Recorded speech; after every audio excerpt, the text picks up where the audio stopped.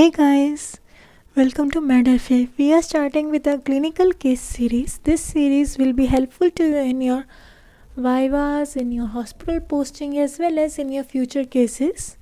In this series, you will learn about the topic which will be related to the question and its pathophysiology, its physiology, as well as its pharmacology.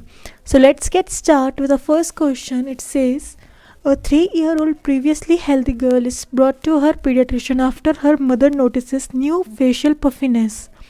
Last week she had a cough and a runny nose which resolved spontaneously. Vital signs are normal. Physical examination show paraorbital and lower extremity edema. So, first of all, you always note the age of the patient as well as the clinical symptoms presented by the patients. So, the clinical symptoms are, first of all, the age is 3-year-old and symptoms are new facial puffiness, cough and runny nose, history. Vital signs are normal and physical examination show the paraorbital as well as the lower extremity edema.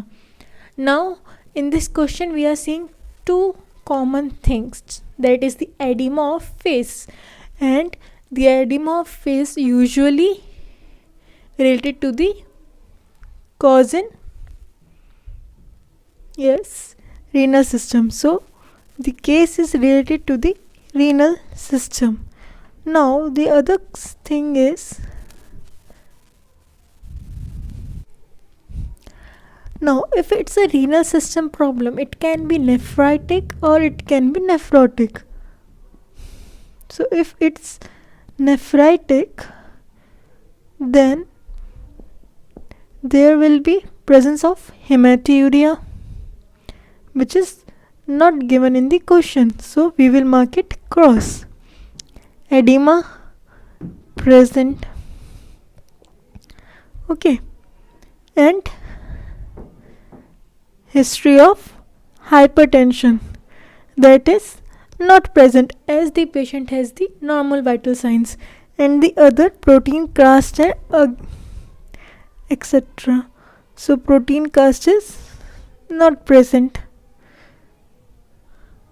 So the next option we get is nephrotic syndrome. Nephrotic syndrome present as the severe edema, that is present, and no history of hypertension. So this is also not present, right? And the other thing is that there is a history of respiratory tract infection. So there is the history of respiratory tract infection. Okay, so we says that the patient is diagnosed with the nephrotic syndrome. Okay, now we know that nephrotic syndrome is characterized by massive proteinuria. Massive proteinuria, that means the protein excreted per urine is more than 3.5 gram per day. Hypoalbuminemia, that is low concentration of albumin in the blood. Edema, as we say, it's a paraorbital, that is below your eyes, the facial as well as the lower leg. Okay, hypolipidemia and hyperlipiduria. Now we know that the nephrotic syndrome may be caused by different disease like membranous glomerulopathy, which is seen mostly in 30% adults, approx 30%. It can be seen in other cases also. Minimal change disease, that is mostly seen in the 65% children. Focal segmental glomerulosclerosis, that is also approximately seen in the adults mostly, and IgA nephropathy is mostly seen in adolescents. So we can get that a differential DD, maybe it can be minimal change disease or it can be FSGS, right?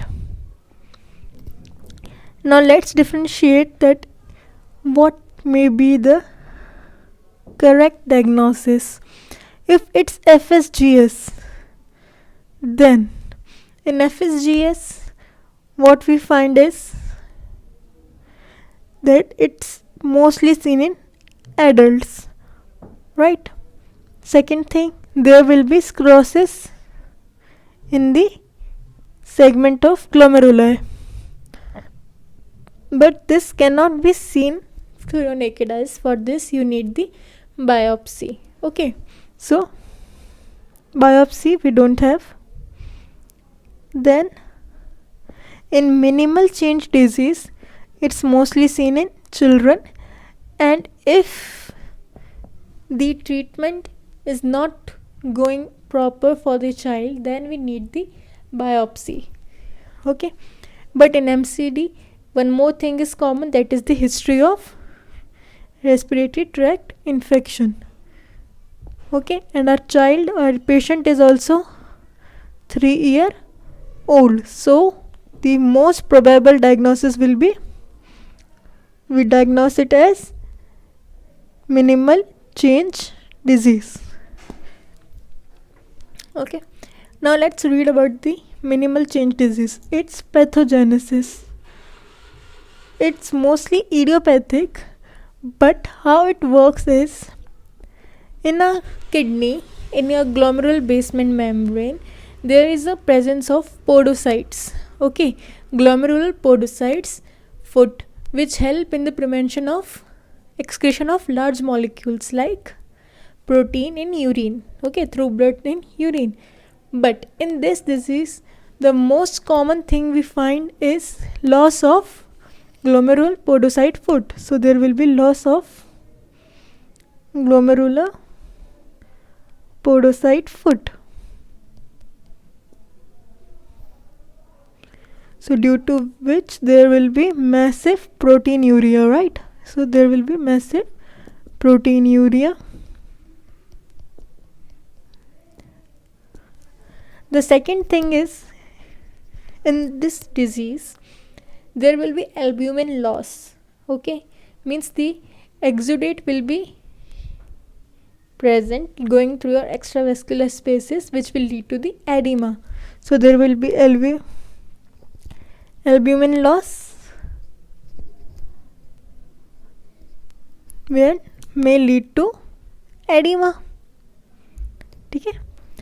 Then third case is, as there will be edema and as well as there will be albumin loss, that means the oncotic pressure, the plasma oncotic pressure has been changed. So for compensation of loss plasma oncotic pressure,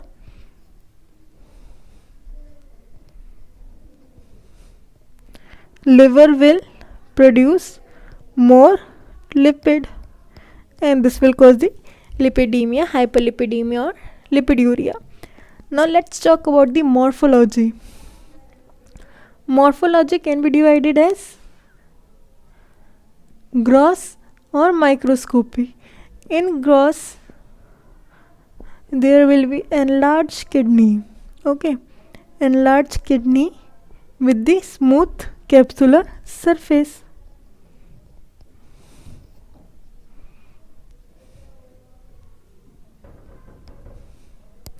But microscopy, for microscopy you need microscope, and there we use two types of microscopy. One is light and other is electron. In light microscopy, everything will be normal, as you can find in this pic. There it looks like a normal glomerular, right? Normal glomerulus, everything is perfect, normal. Okay, yeah. One more thing you can find in light microscopy is the lipid vacuoles present due to the hyperlipidemia. So lipid vacuoles can be present.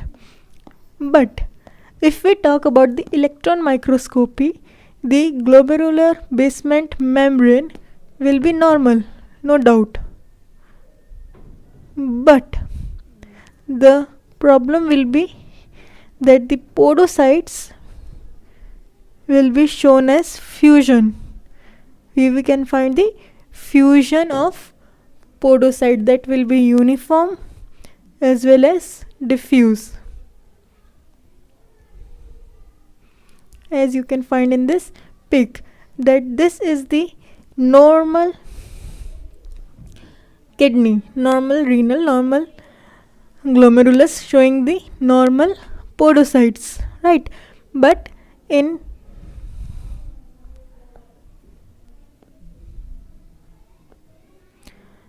minimal chain disease, we can find the abnormal or fusion of glomerular podocyte foot. Okay, so this was all the morphology. Now we will talk about the diagnostic studies.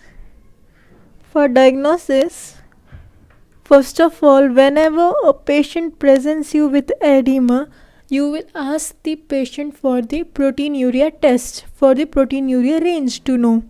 So if proteinuria is present, okay, and if the concentration of protein in urine is less than 3.5 gram per day, then this can be nephritic. Okay, but if there is more than 3.5 gram per day of protein excretion, then it's definitely nephrotic. That is the massive proteinuria. The second tool is to check for the hypoalbuminemia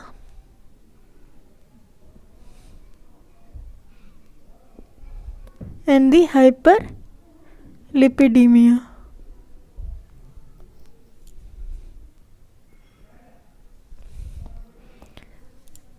And you will find the normal creatinine level.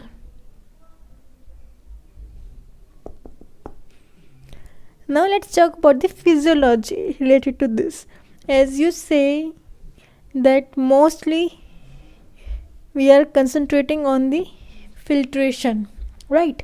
So we will be talking about the GFR, that is glomerular filtration rate. So what's that? The amount of fluid filtered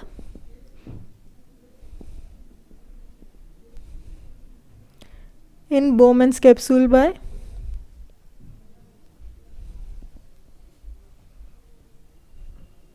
in given period. Okay, so if the GFR is good, that is if GFR is normal, then your kidney is working good.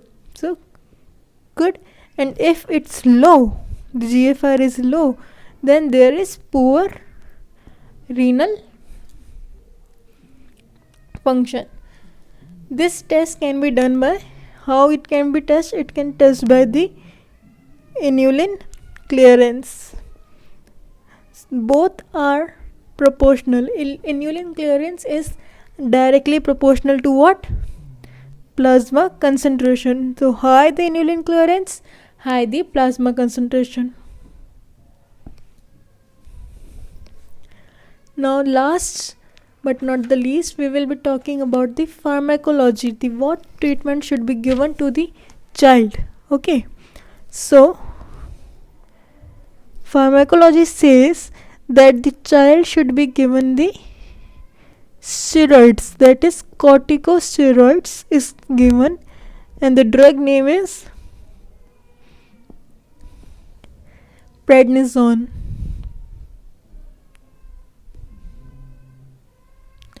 Prednisone is given, which act on the cellular as well as the biochemical pathway. How it works? Prednisone will decrease the prostaglandin, leukotriene and interleukin concentration. So this will reduce the what? It will reduce the inflammation, right?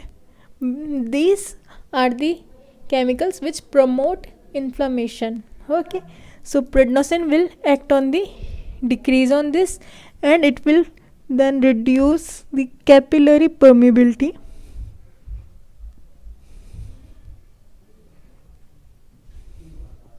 which will lead to decreased localized swelling,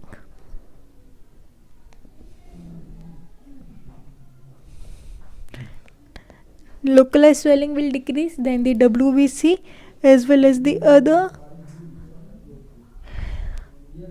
migration will be decreased. So decrease WBC migration to inflamed site, and this will lead to decrease inflammation.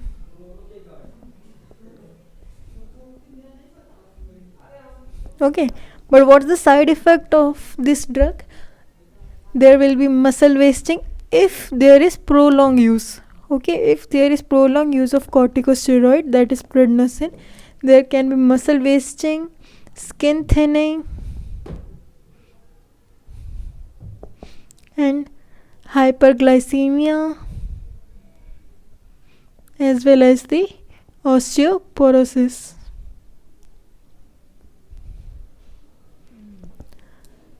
So the prognosis, if we ask, then the minimal change disease shows the excellent prognosis. If child is unable to be treated through corticosteroid, then we can go for the another method, another drugs, and as well as the biopsy. So this was all about the minimal change disease.